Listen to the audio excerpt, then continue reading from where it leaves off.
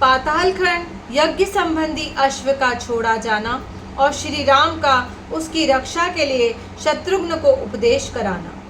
शेष जी कहते हैं, मुने, इस प्रकार भगवान श्री राम ऋषियों के मुख से कुछ काल तक धर्म की व्याख्या सुनते रहे। इतने में वसंत का समय उपस्थित हुआ, जबकि महापुरुषों के यज्ञ आदि शुभ कर्मों का प्रारंभ होता है। वह समय आया, देख बुद्धिमान महर्षि वशिष्ठ ने संपूर्ण जगत के सम्राट श्री रामचंद्र जी से यथोचित वाणी में कहा, महाबाहु रघुनाथ जी, अब आपके लिए वह समय आ गया है, जबकि यज्ञ के लिए निश्चित किए हुए अश्व की भली भांति पूजा करके उसे पृथ्वी पर भ्रमण करने के लिए छोड़ा जाए। इसके लिए सामग्री एकत्रित हो, अच्छे अच्छे ब्राह्मण बुलाए जाए तथा स्वयं आप ही उन ब्राह्मणों को की यथोचित पूजा करें। दीनों, अंधों और दुखियों का विधिवत सत्कार करके उन्हें रहने को स्थान दे और उनके मन में जिस वस्तु के पाने की इच्छा हो वही उन्हें दान करें। आप सुवर्णमयी सीता के साथ यज्ञ की दीक्षा लेकर उसके नियमों का पालन करें, पृथ्वी पर सोवे, ब्रह्मचारी रहें तथा धन संबंधी भोगों का परित्याग करें। आपके कटिभाग में मेखला सुशोभित हो, आप हरिण का सिंह, मृग चर्म तथा दंड धारण करें तथा सब प्रकार के सामान और द्रव्य एकत्रित करके यज्ञ का आरंभ करें। महर्षि वशिष्ठ ये उत्तम और यथार्थ वचन सुनकर परम बुद्धिमान श्री रामचंद्र जी ने लक्ष्मण से अभिप्राय युक्त बात कही। श्री राम बोले, लक्ष्मण, मेरी बात सुनो और सुनकर तुरंत उसका पालन करो। जाओ, प्रयत्न करके अश्वमेध यज्ञ के लिए उपयोगी अश्व ले आओ। शेष जी कहते हैं, श्री रामचंद्र जी के वचन सुनकर शत्रु विजय लक्ष्मण ने सेनापति से कहा, वीर, मैं तुम्हें एक अत्यंत प्रिय वचन सुना रहा हूँ, सुनो। श्री रघुनाथ जी की आज्ञा के अनुसार शीघ्र ही हाथी, घोड़े, रथ तथा पैदल से युक्त चतुरंगी सेना तैयार करो, जो काल की सेना का भी विनाश करने में समर्थ हो। महात्मा लक्ष्मण का यह कथन सुनकर कालजीत नाम वाले सेनापति ने सेना को सुसज्जित किया। उस समय लक्ष्मण के आदेशानुसार सज कर आए हुए अश्वमेध यज्ञ के अश्व की बड़ी शोभा हुई। इस श्रेष्ठ पुरुष ने उसकी बागडोर पकड़ रखी थी। 10 ध्रुव चिन्ह विशेष उसकी शोभा बढ़ा रहे थे। अपने छोटे छोटे रोए के कारण भी वह बड़ा सुंदर जान पड़ता था। उसके गले में घुंघरू पहनाए गए थे जो एक दूसरे से मिले नहीं थे। विस्तृत कंठ कोश में मणि सुशोभित थी। मुख की कांति में बड़ी विशद थी और उसके दोनों कान छोटे छोटे तथा काले थे। घास के ग्रास में उसका मुंह बड़ा सुहावना जान पड़ता था और चमकीले रत्नों से उसको सजाया गया था। इस प्रकार सज धज कर मोतियों की मालाओं से सुशोभित हो वह अश्व बाहर निकला। उसके ऊपर श्वेत छत्र तना हुआ था। दोनों ओर से 2 सफेद चवर उसकी शोभा बढ़ा रहे थे। सारांश यह कि उस अश्व का सारा शरीर ही नाना प्रकार के शोभा साधनों से संपन्न था। जिस प्रकार देवता लोग सेवा के योग्य श्री हरि की सब ओर से सेवा करते हैं, उसी प्रकार बहुत से सैनिक उस घोड़े के आगे पीछे और बीच में रहकर उसकी रक्षा कर रहे थे। तदंतर सेनापति कालजीत ने अपनी विशाल सेना को कूच करने की आज्ञा दी। आज्ञा पाकर जन समुदाय से भरी हुई वह विशाल वाहिनी छत्रों से सूर्य को ओट में करके अपनी छावनी से निकले। उस सेना के सभी श्रेष्ठ वीर श्री रघुनाथ जी की यज्ञ के लिए सुसज्जित हो गरजते तथा युद्ध के लिए उत्साहपूर्वक प्रकट करते हुए बड़े हर्ष में भर कर चले। सभी सैनिक हाथों में धनुष, पाश और खड़ग धारण किए। सैनिक शिक्षा के अनुसार स्फुट गति से चलते हुए बड़ी तेजी से साथ महाराज श्री राम के पास उपस्थित हुए। वह घोड़ा भी आकाश में उछलता तथा पृथ्वी को अपनी टाप से खोदता हुआ धीरे धीरे यज्ञ चिन्ह से युक्त मंडप के पास पहुंचा। घोड़े को आया देख श्री रामचंद्र जी ने महर्षि वशिष्ठ को समयोचित कार्य कराने के लिए प्रेरित किया। महर्षि वशिष्ठ ने श्री रामचंद्र जी को स्वर्णमयी पत्नी के साथ बुलाकर अनुष्ठान आरंभ कराया। उस यज्ञ में वेद शास्त्रों का विवेचन करने वाले बुद्धिमान महर्षि वशिष्ठ, जो श्री रघुनाथ जी के वंश के आदि गुरु थे, आचार्य हुए। तपोनिधि अगस्त्य जी ने ब्रह्मा का कृताकृतावेक्ष गण रूप कार्य संभाला। वाल्मीकि के मुनि अधर्व्यू बनाए गए और कर्ण व द्वारपाल उस यज्ञ मंडप के 8 द्वार थे, तो जो तोरण आदि से सुसज्जित होने के कारण बहुत सुंदर दिखाई देते थे। वात्स्यायन जी ने उनमें से प्रत्येक द्वार पर 2-2 मंत्रवेत्ता ब्राह्मण बिठाए गए थे। पूर्व द्वार पर मुनिश्रेष्ठ देवल और असित थे।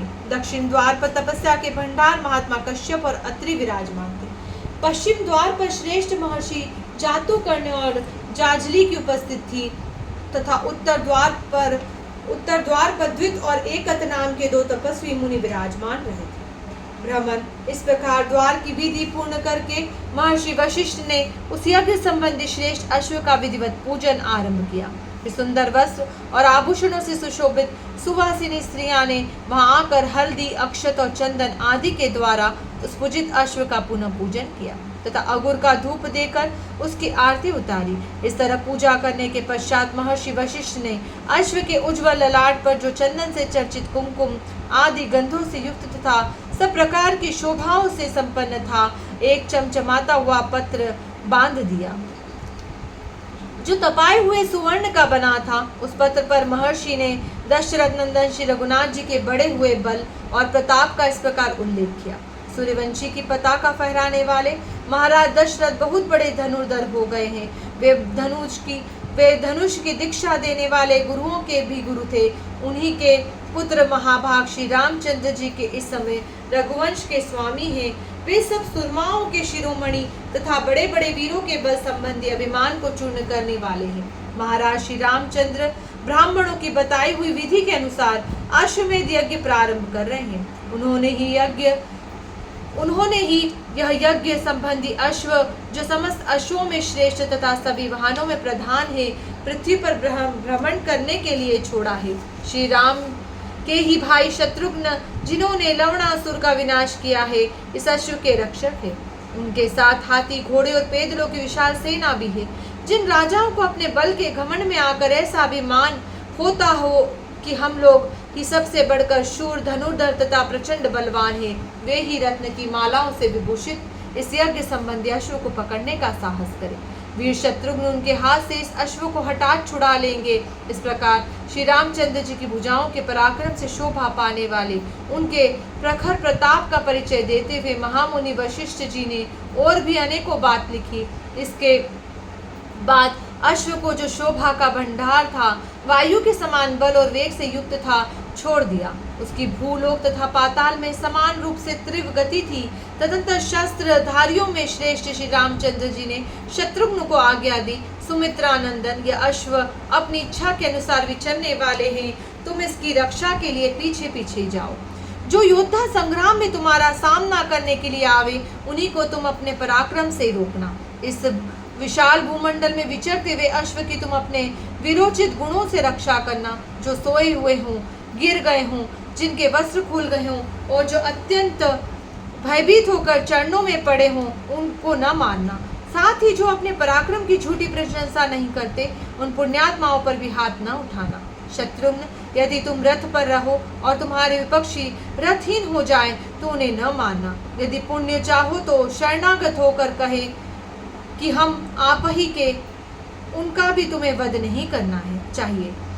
जो योद्धा उन्मत्त मत वाले, सोए हुए, भागे हुए, भय से आतुर हुए तथा मैं आपका ही हूँ ऐसा कहने वाले मनुष्य को मारता है, वह नीच गति को प्राप्त होता है। कभी पराये धन और पराई स्त्री की ओर चित्त न ले जाना, नीचों का संग न करना, सभी अच्छे गुणों को अपनाए रहना, बड़े बूढ़ों के ऊपर पहले प्रहार न करना, पूजनीय पुरुषों की पूजा का उल्लंघन न हो, उसके लिए सचेष्ट रहना तथा कभी दया भाव का परित्याग न करना। गो, ब्राह्मण तथा धर्मपरायण वैष्णव को नमस्कार करना, इन्हें मस्तक पर झुकाकर मनुष्य जहाँ कहीं जाता है वहीं उसे सफलता प्राप्त होती है। महाभाव भगवान श्री विष्णु के सबके ईश्वर, साक्षी तथा सर्वत्र व्यापक स्वरूप धारण करने वाले हैं। जो उनके भक्त हैं वे भी उन्हीं के रूप में सर्वत्र विचरते हैं। जो लोग संपूर्ण भूतों के हृदय में स्थित रहने वाले महाविष्णु का स्मरण करते हैं, उन्हें साक्षात महाविष्णु के समान ही समझना चाहिए। जिनके लिए कोई अपना या पराया नहीं है तथा जो अपने साथ शत्रुता रखने वाले को भी मित्र मानते हैं, वे वैष्णव एक ही क्षण में पापी को पवित्र कर देते हैं। जिन्हें भागवत प्रिय है तथा जो ब्राह्मणों से प्रेम करते हैं, वे वैकुंठ लोक से इस संसार को पवित्र करने के लिए यहाँ आए हैं। जिनके मुख में भगवान का नाम, हृदय में सनातन श्री विष्णु का ध्यान तथा उदर में उन्हीं का प्रसाद है, वे यदि जाति के चांडाल हो तो भी वैष्णव ही है। जिन्हें वेद ही अत्यंत प्रिय है, संसार के सुख नहीं, तथा जो निरंतर अपने धर्म का पालन करते रहते हैं, उनसे भेंट होने पर भी तुम उनके सामने मस्तक झुकाना। जिनकी दृष्टि में शिव और विष्णु तथा ब्रह्मा और शिव में भी कोई भेद नहीं, उनके चरणों की पवित्र धूलि में अपने शीश चढ़ाता हूँ। वह समस्त पापों को विनाश करने वाली है। गौरी, गंगा तथा महालक्ष्मी, इन तीनों में जो भेद नहीं समझते, उन सभी मनुष्य को स्वर्ग लोक से भूमि पर आए हुए देवता समझना चाहिए। जो अपनी शक्ति के अनुसार भगवान की प्रसन्नता के लिए शरणागतों की रक्षा तथा बड़े बड़े दान किया करता है, उसे वैष्णवों में सर्वश्रेष्ठ समझो। जिनका नाम महान पापों की राशि को तत्काल भस्म कर देता है, उन भगवान के युगल चरणों में जिसकी भक्ति है, वही वैष्णव है। जिनकी इंद्रियां वश में है और मन में भगवान के चिंतन में लगा रहता है, उनको नमस्कार करके मनुष्य अपने जन्म से लेकर मृत्यु तक के संपूर्ण जीवन को पवित्र बना देता है। पराई स्त्रियों को तलवार की धार समझकर यदि तुम उनका परित्याग करोगे, तो संसार में तुम्हें सुयश सुशोभित ऐश्वर्य की प्राप्ति होगी। इस प्रकार मेरे आदेश का पालन करते हुए तुम उत्तम योग के द्वारा प्राप्त होने वाले परम धाम को पा सकते हो, जिसकी सभी महात्माओं ने प्रशंसा की है। जय श्री राम।